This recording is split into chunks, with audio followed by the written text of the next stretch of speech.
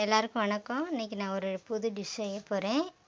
இது பதனி, எங்கள் ஊரில் பதனின்னு சொல்லுவோம். நான் அன்றைக்கி வந்துட்டு காரைக்குடிக்கு மெழுகுதிரி வியாபாரமாக நான் போனேன். அப்போ திரும்பி வரும்போது இடையில விற்றுட்டு இருந்தாங்க. எனக்கு 1 லிட்டர் பதனி கிடச்சிது. இது வந்துட்டு நான் 100 ரூபாய்க்கு வாங்கினேன். எங்கள் அம்மாக்கிட்ட தான் நான் வந்து செஞ்சதில்லை, சின்ன பிள்ளையில் சாப்பிட்ருக்கேன். எங்கள் அம்மா செஞ்சு கொடுத்துருக்காங்க. இப்போ நம்ம இன்றைக்கி பதனி சோறு சாப்பாடு செய்ய போகிறோம். வேறு எதுவும் பேர் இருக்காமா அப்படின்னு சொல்லி கேட்டேன். சென்னையில் வந்துட்டு பனஞ்சாறு அப்படின்னு சொல்லுவாங்களாம். எங்கள் சைடெல்லாம் பதனி அப்படின்னு சொல்லுவோம். நான் கொஞ்சம் க்ரீனிஷாக இருக்கும். உங்களுக்கு கேமராவில் பார்க்கும்போது கொஞ்சம் வித்தியாசமாக தெரியுது. ஆனால் ஒரிஜினலாக வந்து க்ரீனிஷ் கலர் மாதிரிக்கே இருக்குது. அப்போ எனக்கு அளவு என்ன சொன்னாங்கன்னா, நம்ம எடுக்கிற டம்ளரில், இந்த டம்ளரில் இப்போ 1 டம்ளர் அரிசி எடுக்கிறோம்னா நல்லா நின்று வேகும் அப்படின்னா நம்ம வந்து 3 டம்ளர் பதனி எடுக்கணும். இல்லை சீக்கிரம் வெந்துடும் அப்படின்னா 1க்கு 2. அப்போ ஒரு கிளாஸ் அரிசினா 2 கிளாஸ் பதனி ஊற்றினா போதும். சரி வாங்க நம்ம இப்போ பார்த்துடலாம். நம்ம 1 கிளாஸ் அரிசி ஃபுல்லாக எடுத்துக்கிட்டோம். இப்போ இதங்கிட்ட நம்ம தனியாக வச்சுருவோம். நம்மளுக்கு பதனி பார்த்தீங்களா,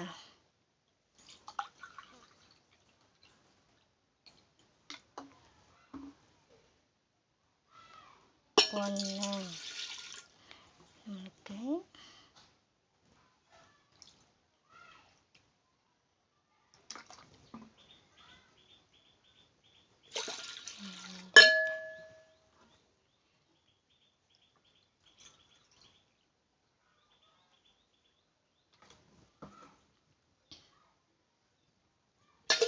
மூணு கிளாஸ் நம்ம எடுத்துட்டோம்.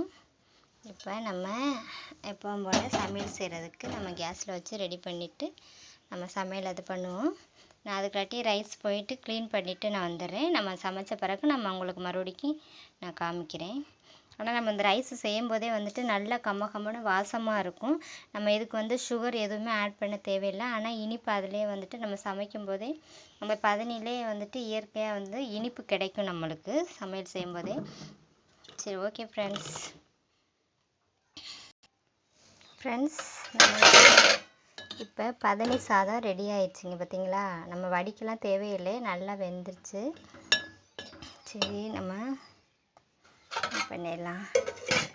நம்ம கொஞ்சமாக எடுத்து டேஸ்ட் பண்ணிக்கலாம்.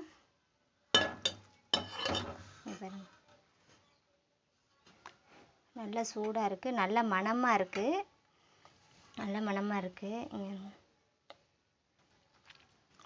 சூப்பராக இருக்குது, நல்ல இனிப்பாக இருக்குது.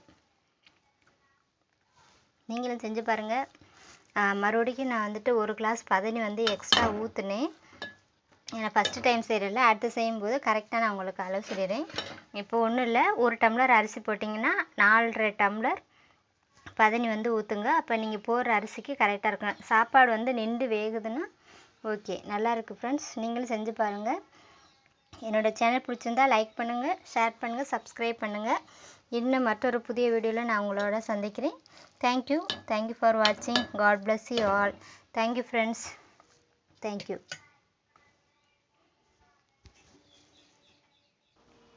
ஃப்ரெண்ட்ஸ், நம்மளுடைய பதனி சாப்பாடு ரெடி. உங்களுக்கு பிடிச்சிருந்தா நம்ம வந்துட்டு இன்னும் டெக்கரேஷனாக கூட சூப்பராக சாப்பிட்லாம். நம்ம பனையிலேருந்து இறக்குற எல்லா திங்ஸுமே வந்துட்டு பனங்கற்கண்டாக இருக்கட்டும், பதனியாக இருக்கட்டும், கல்லாக இருக்கட்டும், எல்லாமே உடம்புக்கு குளிர்ச்சி, உடம்பு புண்ணு ஆற்றக்கூடியது, சூட்டை தணிக்கக்கூடியது. எல்லாருமே சின்ன பிள்ளையிலேருந்து பெரியவங்க வரைக்கும் எல்லாருமே சாப்பிட்லாம், உடம்புக்கு நல்லது. நம்ம அதில் வந்து இப்போ வந்துட்டு கிஸ்மிஸ் பழம், முந்திரி பருப்பு, பாதாம் பருப்பு இதெல்லாம் வச்சு நம்ம வச்சுருக்கோம். ஓகே ஃப்ரெண்ட்ஸ், பதனி சாப்பாடு சாப்பிட்லாம், எல்லோரும் வாங்க. தேங்க்யூ ஃபார் வாட்சிங். God bless you all.